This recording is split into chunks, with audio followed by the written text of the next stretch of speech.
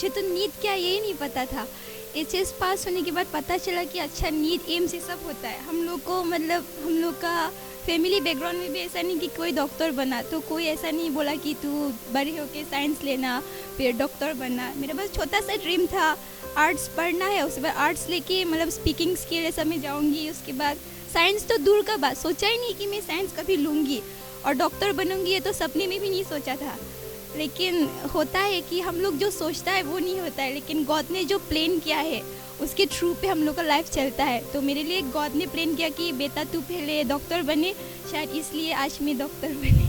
आज तक ऐसा मतलब स्ट्रिक्टनेस कभी लाइफ में एक्सपीरियंस किया ही नहीं, मतलब आज़ादी था, जो करो मन मर्जी ऐसा था। लेकिन वहाँ पे जाके पता चला कि स्टूडेंट लाइफ में रूल्स एंड रेगुलेशन, ओबीडियंस बहुत ज़्यादा मैटर करता है। अगर ओबीडियंस नहीं होगा तो पढ़ाई से फोकस हट जाता है। लेकिन वहाँ में हर एक सेकेंड टीचर्स लोग पूरा मतलब फोकस रहता है, स्टूडेंट को तो देखना है पूरा ऐसा, तो स्पेशल केयर मिला। तो फिर इसलिए बहुत ज़्यादा अच्छा लगा। ऐसा मतलब आज तक शायद ऐसा कोचिंग इंस्टीट्यूट मैंने नहीं देखा जहाँ पे स्टूडेंट लोगों के लिए मतलब टीचर्स लोग हम लोग से पहले टेंशन में रहता है कि बच्चों का क्या होगा, बच्चे लोग उठा कि नहीं। ऐसा बहुत है, अगर अंदर का बात जाएंगे तो बहुत कुछ है, मतलब मैं वर्ड्स में बयां नहीं कर सकती। स्टूडेंट लाइफ है तो आ ही जाता है, मतलब ऊपर से हंसते खेलते रहने से अंदर से एक डर रहता है, अरे मैं नीट प्रिपेयर कर ड्रॉप दे रही हूँ। ड्रॉप का मतलब पता है ना, कुछ नहीं है, ऐसा खुद से मतलब बातचीत होते रहते, तो होता है अप्स एंड डाउन्स। तो ऐसा, और फिर सिर्फ इतना ही नहीं है, जब मैंने नीट प्रिपेयर कर रहा था अजमल पे, वहाँ पे सुपर 40 पे, तो ऐसे इंसिडेंट भी हो कि एग्ज़ाम के एक महीने पहले मतलब पोस्टपोन नहीं हुआ था पहले जब, तो फिर एग्ज़ाम के एक महीने पहले ऐसा हुआ कि कोरोना करके पूरा मतलब धूमधाम पूरा वो वायरल हो गया था ये वाला न्यूज़, तो कोरोना, तो इसकी वजह से बहुत लोग स्टूडेंट घर चली गई थी। तो मैंने भी डिसाइड किया था तब कि मैं भी घर चली जाऊँगी, पैकिंग सब कुछ कर लिया था। तो फिर क्या हुआ, मैंने लिफ्ट के सामने अपना बैग से सब रखा था, तो फिर बाद में पापा भी लेने के लिए आया। मैं जाने वाली थी, लॉकडाउन में नहीं रहूँगी ऐसा सोचा था, डिप्रेशन की वजह से सब लोग चले जाएंगे, मैं कैसे पढ़ पाऊँगी, नहीं मुझसे नहीं होगा, ऐसे बहुत थिंकिंग आता है। तो फिर उसी टाइम पे फिर क्या हुआ, पापा ने आया समझाया, तो टीचर्स लोग भी समझाया, बहुत मोटिवेशन सेशन तो होते रहते हैं वहाँ पे।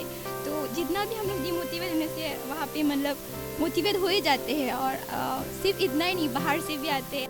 उसके बाद उसी टाइम पे जब लॉकडाउन हुआ था स्टार्टिंग, तो बहुत लोग स्टूडेंट लोग जा रहा था, तो उसी टाइम मेरा एक बैग जो था, बुक्स था, उसमें नोट्स था, मैं क्लास में अटेंटिव थी, क्लास बंक नहीं मारती थी, तो नोट्स से सब और फिर प्रीवियस ईयर क्वेश्चन ये सब पूरा एक बैग चला गया था किसी और स्टूडेंट के साथ।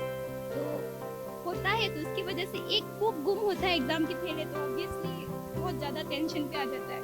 तो मेरा भी ऐसा हुआ था, फिर कांटेक्ट किया सबसे, किसके पास गया, कोई नहीं बताया, मतलब जिसने बाद में पता चला कि जिसने लिया वो जानबूझ के लिया, तो मतलब थोड़ा होता है स्टूडेंट के बीच में, तो वैसे। लेकिन मैं बहुत ज़्यादा थैंकफुल हूँ कि लॉकडाउन के टाइम पे रहने के लिए चांसेस दिया वहाँ पे।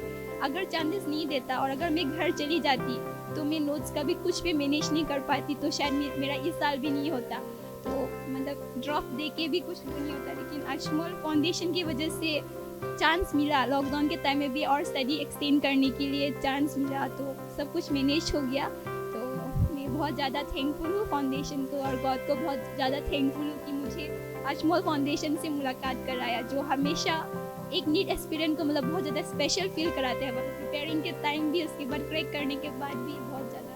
तो सो मच थैंक। ऐसे वैसे बच्चों के लिए मेरा मैसेज ये है कि चाहे तुम छोटे गाँव की ना क्यों ना हो, हमेशा मैंने अगर तुम्हारे अंदर में एक हौसला रहेगा कि नहीं मतलब कुछ भी हो मेरा लाइफ में कुछ तो मैं बनूंगी। मतलब होता है एमलेस बहुत होता है जो गांव में होता है, उन लोगों को पता ही नहीं होता है कि लाइफ में आगे क्या करना है। लेकिन मैं ये कहूँगी कि स्पिरिचुअल बिलीफ भी होना बहुत ज़रूरी है लाइफ में। जब तक आपके अंदर गॉडली बिलीफ भी नहीं होता है तो मेसी हो जाता है लाइफ पूरी तरह। तो फिर उसके बाद हम लोग अभी तो गांव होने से भी सबके पास स्मार्टफोन ये सब तो होता ही है, तो दूसरा वीडियो से सब देखने से अच्छा है कि ये सब थोड़ा एजुकेशन के साइड पे, एजुकेशन बैकग्राउंड में अगर आप चेक करेंगे तो एडवांस हो ही जाएंगे, क्योंकि डिजिटल अभी चल रहा है।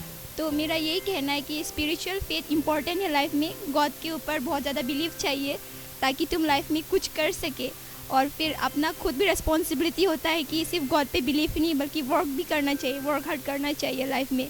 तो वही वर्क हार्ड करना नहीं छोड़ना चाहिए, और वर्क हार्ड में थोड़ा स्मार्टनेस भी ज़रूरत होता है।